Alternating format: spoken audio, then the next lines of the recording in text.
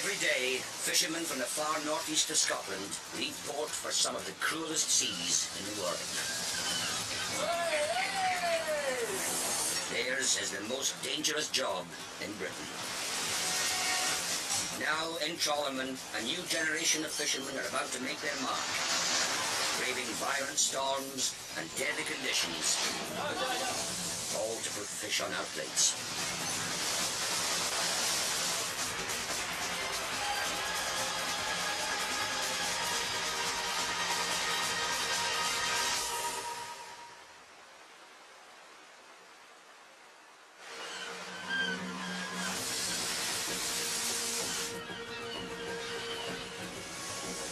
It's a new year.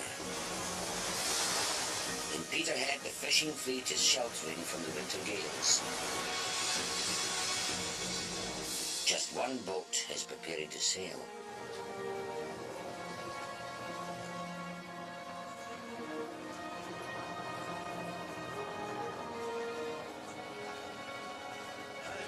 On the quayside, fisherman John Buchan is saying farewell to his son, John D. Buchan. He's the first one to leave Peterhead, 2008. Some days wish I was going with him. I have very thought of him.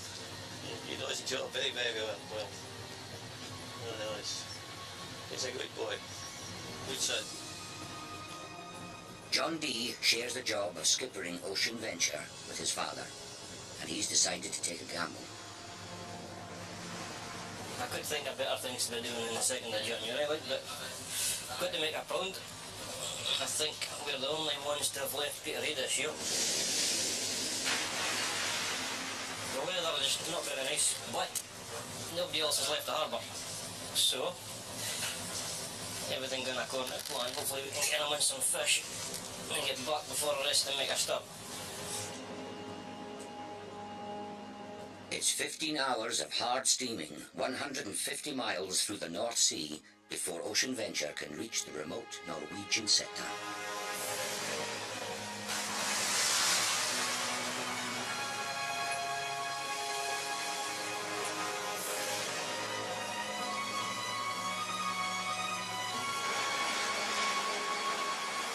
She arrives in the teeth of a force 10 gale, a familiar sight to first mate Barry Lawton. It's got to be a 35-foot big that one there coming in just now. Welcome to the North Sea. Every boat is allowed only a fixed number of days at sea. Every day spent dodging storms is a day wasted. Taking a bit of a risk too far to go and shoot my mates and that. If anything goes wrong, it can turn dangerous quite quick. We went overboard in this kind of conditions. It'd be very hard to get you back. You'd expect to live maybe about 10 minutes. Max. When we're trawling in this weather, you get wires breaking, you get chains breaking. It can turn very dangerous very quick. And it's not very nice out there just now, so I think we maybe just ride out the storm for a little while.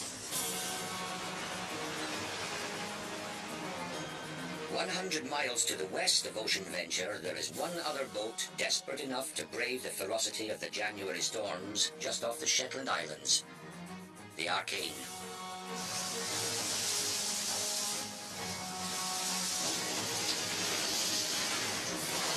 The Arcane is far from home. She hails from Kilkeel in Northern Ireland. Her skipper is Charlie McBride.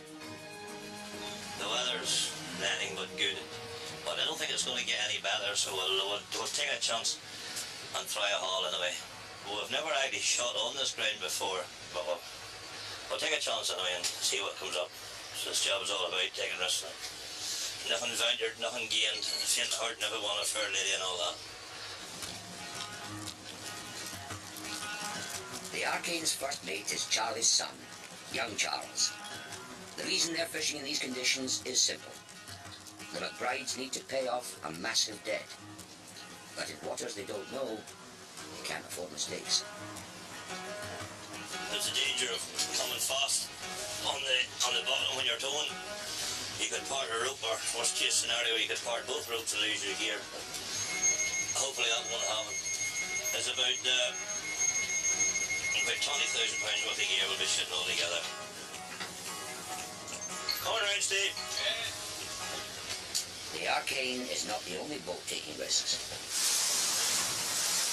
With 2 days lost to ferocious weather, the Ocean Venture can wait no longer.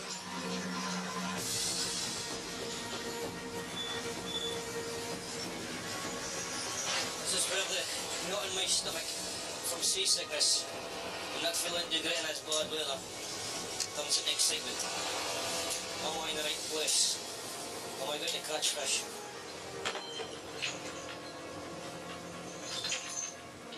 Still dangerous just now, but I'm taking it on a chance. Looking at the weather forecast, the weather's going to ease in the next 2 or 3 hours. Certainly don't want anybody injured or anything to happen to the ship. It all rests on my shoulders, and I don't want anybody injured.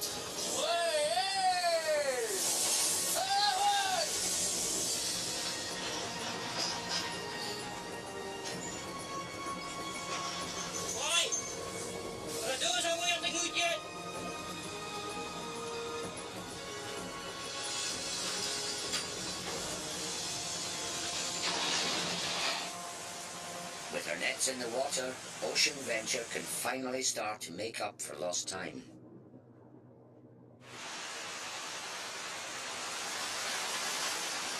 Winter still has Peterhead in its grasp. With few boats at sea, there's little fish in the market, and prices rocket. But John Buchan is more worried about the safety of his son and Ocean Venture's crew, rather than the bumper prices they could win at market. 100 is bid! 100 is bid!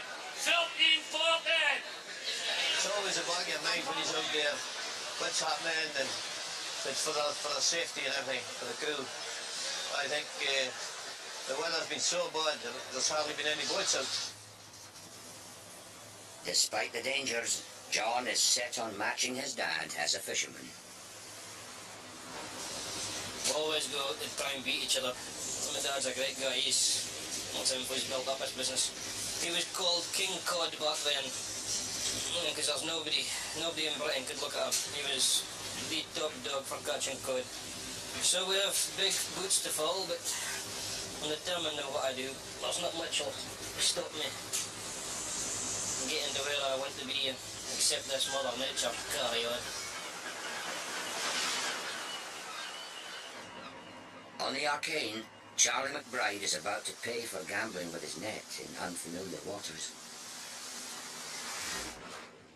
400 feet beneath the boat, large rocks are threatening to snag the net. What's happening now? We're hard and fast, Jane. Right, George, we're hard and fast. Come up until I get our turn here, will you? Unless Charlie can free it, he will lose thousands of pounds in one stroke. No, and a poor day, I guess, it can be more difficult to get it back. You stand more chance of doing damage, parting a rope, or even losing your net. You can see here from this gauge, there's so much pressure on the winch that just actually stop the winch. The gear is being strained to the limit. Without warning, the rope breaks.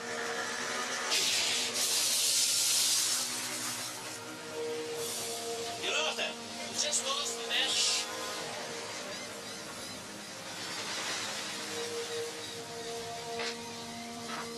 Miraculously, no one's hurt. But £6,000 worth of net is on the bottom of the North Sea. There's that much weight on it, broke the swivel. The net's lost. It's gone. We took a chance. It didn't pay off. Not the best start to a trip, 18 hours of sea, not a fish or bird, net lost, and given the storm 10 coming in 10 minutes. We're a dry ship, we don't carry any alcohol aboard. And this is one of the reasons, because in a case like this where you lose a net, you'll be awful tempted to go for a wee dram, and maybe a big dram even. Losing Losing their net is a hammer blow for the McBrides. Just weeks earlier, they were convicted for selling fish outside their permitted quota. This used to be commonplace among fishermen, but the authorities have cracked down. 12 boats were prosecuted, but the McBrides were singled out for punishment. Now they must pay £400,000 within 6 months or face prison. We need to catch fish now more so than ever in our lives. We alone are going to have to face these massive fines when other people that was doing the exact same thing has walked away. It will take the McBrides years to recover. They reckon all the monies that we earned for the past 6 years was all illegal. There's no word of the percentage that went to the crew or even went to the inland revenue. They're wanting all of that back. But 6 months to do that in or go to prison for 2.5 years. Like criminals. We're down but not out. No, we're down but not out. We will get there with the help, well, with the help of God. Won't do it without him, but with the help of God, and if we're living in spirit and continued good health, we will survive. The weather has cleared for ocean venture. As one of the biggest white fish boats in the fleet, you can fish in waters where few others dare go. Now, at last, our first haul.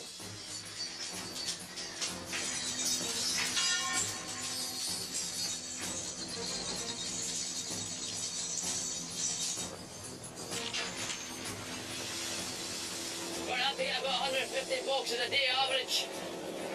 So, touch wood, there's something here.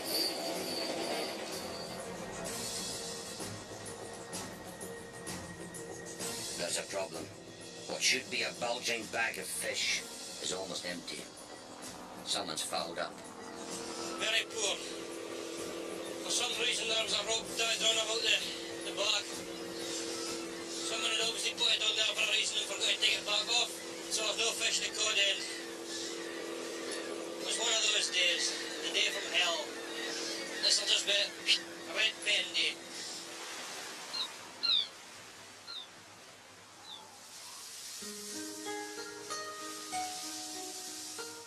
On the Arcane, the highly skilled fishing technique that the McBrides use leaves little room for error. It's called seine netting. After launching a buoy with a rope attached, the boat sets its course in a triangular pattern a mile wide. In the middle of this triangle, they cast their net. They then return to pick up the buoy. As the ropes are slowly pulled together, any fish caught inside the triangle are funneled into the net. It's one of the least environmentally damaging forms of fishing there is.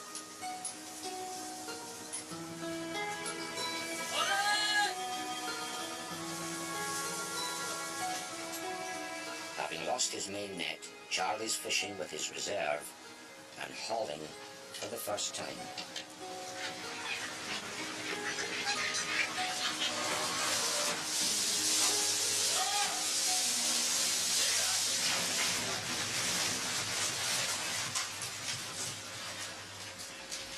Doesn't look too bad. There's a lot of weed in it, but there looks to be, I don't know, 10, 12 bucks is a decent fish. Mostly haddock, but there seems to be a sprinkle of cod through it as well. So it's quite good. And so it continues. Make up for yesterday. That's a good start. It's not a whole heap of fish, but it's all good clean. It's all good stuff.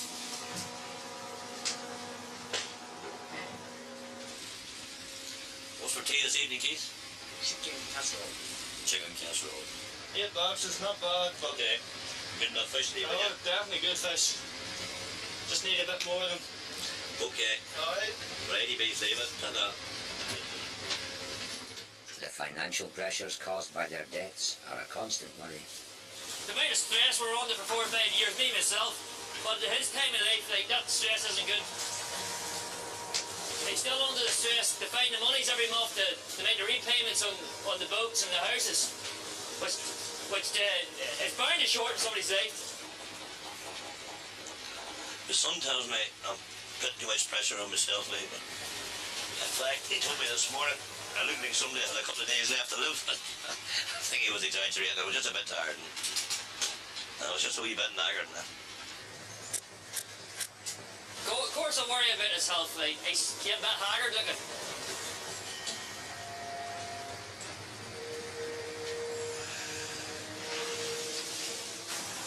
On Ocean Venture, time is running out and the gamble of leaving port early hasn't paid off. John Dee and his crew have been trapped by yet another winter storm. Wasn't meant to be this bad, so we caught out here. There are over 3 tons of gear rolling around on the deck. Well, that till you get thing tied up first before somebody gets a broken bloody leg. Tidy up, look here. John Dee abandons all thought of fishing. His priority becomes the safety of his crew. Yeah, when they first came on board, they were trying to haul the bog, but the hopper was going back and forth. I told them just to stop. Get the thing tied up before there's any injuries. That hopper's there weigh 3 ton. Crashing back and forth. A massive wave smashes into the side of the boat. John Dee is thrown 12 feet and into the safety rails. The wave just broke just as it come alongside the boat and just knocked us right over. It was not very nice. So we're just going to take it easy for a couple of hours to get everything sorted up. Let the wind fall away a bit. Still a bit out there just now. So. And for all the fish we got there just now, 10 bucks, it's stood for 8 hours, storm net. Wasn't really worth it, but I had to try anyway, we're running short of time. Trawlermen are 30 times more likely to die doing their job than the average worker. First mate Barry knows how much you have to believe in your skipper. You don't want to go to sea with someone who you don't feel safe with in a wheelhouse. That's one main thing. You know, you've got to trust the skipper. If you don't trust them, there's no point in being aboard the boat. There is some skippers I wouldn't sail with, and John Dee and John's 2 of the skippers I would sail with. My life's in their hands. I'm expecting them to get me home alive every trip.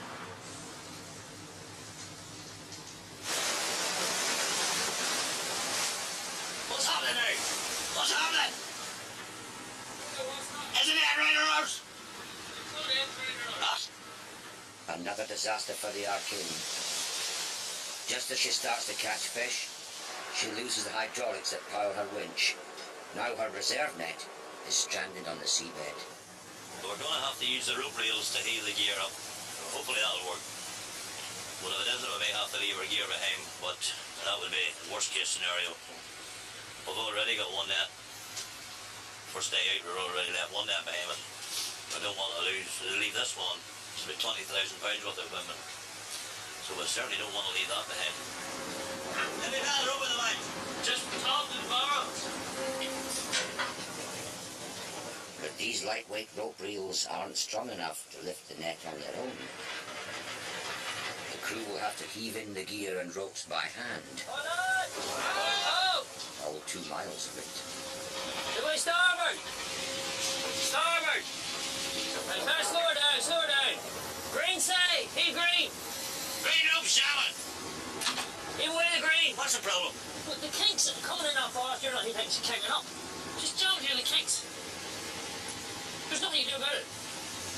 Just keep going. So hey, way that green a bit.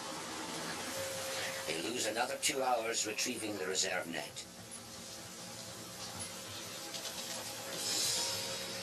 The McBride's luck will have to change if the Arcane is to start catching fish to repay their debts.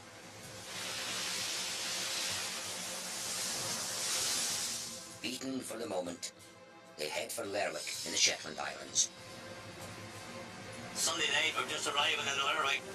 Our parts we've ordered to repair our hydraulics are waiting in the harbour office. The new part has arrived. Will, the ship's engineer, will fit it. This cost us 2 days now at the minute, and if this repair doesn't fix it, it costs us a lot more. Something not been right though. Exactly that bloody same. What are we going to do now, Willard? new part doesn't do the trick. The entire hydraulic pump needs to be replaced. Trawlermen Braid is not a happy man tonight. In fact, he's just about to pull his bloody hair out. The last few days have cost the McBrides £30,000. They will have to wait another 24 hours for the replacement pump to be flown in. But there's an upside. The Arcane's arrival in Shetland coincides with its traditional Viking festival.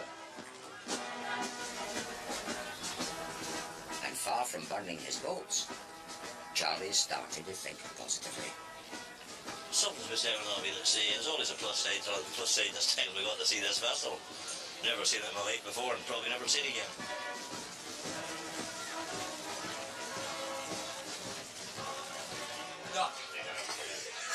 Meanwhile, the crew rekindle another seafaring tradition.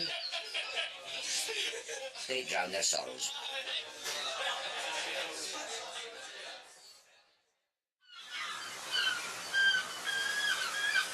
It's dawn on the Ocean Venture.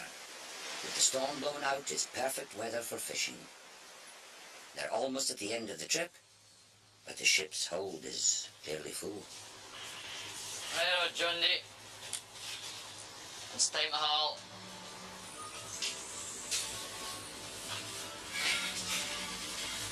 Oh, beautiful moment for a change.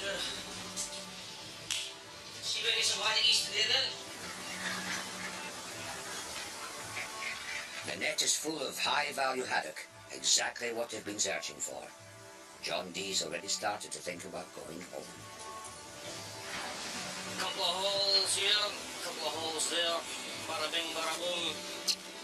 Boom.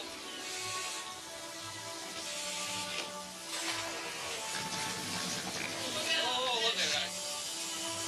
That's a good haul, that is. I got Tillich's my father-in-law just now. Aye. And he's got his prices from his office. There's no big haddocks, and the prices for big haddocks are even bigger. That's good news, though. Oh, well, maybe after all the weather that we went through this trip, I'm really it'll happy. pay dividends for us. Very happy today. Very, very happy.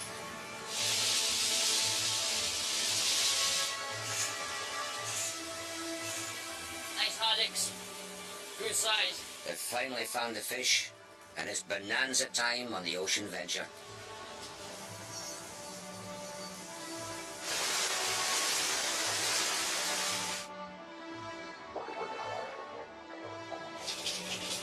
There's a big one!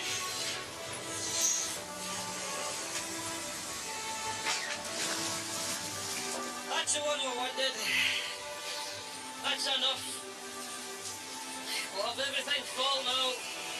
All we need is the prices to be as they were on Friday and we're laughing.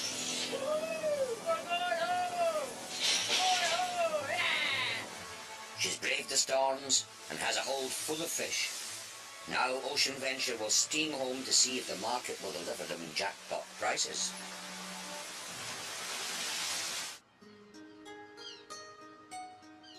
In Peterhead, a sad sight greets Jimmy Buchan, skipper of the prawn trawler Amity, one of the fleet's most successful boats. She's broken down at sea and has had to be towed home. This is just the worst feeling a skipper could have. Is seeing your own boat coming back on the end of a tow rope. That's my whole business, and it's now come to a grinding stop.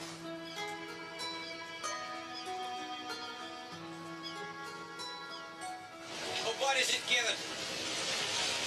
I'm no engineer, but I went out with a couple of big bangs. That's not a good sign. It doesn't sound very good when you hear it since you got out a couple of bangs and there was a lot of smoke everywhere. All right here. If Amity needs a new engine that will cost over £60,000, Jimmy is forced into a waiting game. The engine's more or less a write-off, and looks like we're going to get a new engine. I think there is in the UK. Probably looking at 2 to 3 weeks. And if there isn't one in the UK? If there isn't one in the UK, we could be waiting 2 or 3 months. It's a long holiday. Jimmy's first mate, Kevin, has been with him for 7 years. Now he may have to move on. I'm not hanging around, there's no money coming in, so I'll probably just have to look for another job till the boat is ready. Go on another boat. You might make bigger money on another boat. You might change your head about this boat. Things could change. The pressure's on Jimmy to get Amity back to sea. I've got a boat down to the pier with a crew aboard it looking at me for answers, and they ain't getting it. Now, you knew about this problem on Wednesday. This is now Monday morning. I'm wanting action and I want it now. Jimmy understands that his crew needs to work. I've seen it many times before. The vessel lays up and the crew scatter to the four winds, and you never get them all back, and that worries me because I've got a good crew and they've been with me for many years. We'll try and find a job.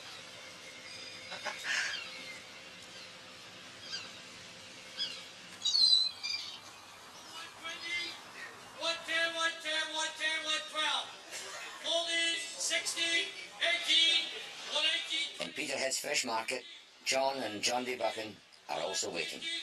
Only the prices in the market will determine whether Ocean Venture's bad weather gamble was worth it. Everything's expensive. Manic's cod, collie, pollock, everything. Makes it all worthwhile. No, very proud of it. The final tally grossed the Ocean Venture £70,000 for the 10-day trip. Taking a gamble, get out in the weather's been paid off. Delighted. In the Shetland Islands, the Arcane's hydraulic pump has finally arrived.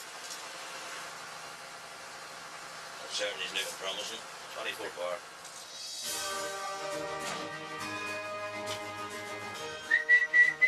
Righto, girls, that's us. Stand by to throw her up. The Arcane is back in business, and the first thing Charlie wants to do is find his lost net. We're getting the retrieval gear ready now to go and see can we pick up the net that we lost our very first haul. Now that we're back to our work again, I feel a bit of an adrenaline rush again. We're maybe going to start earning some money, catching some fish.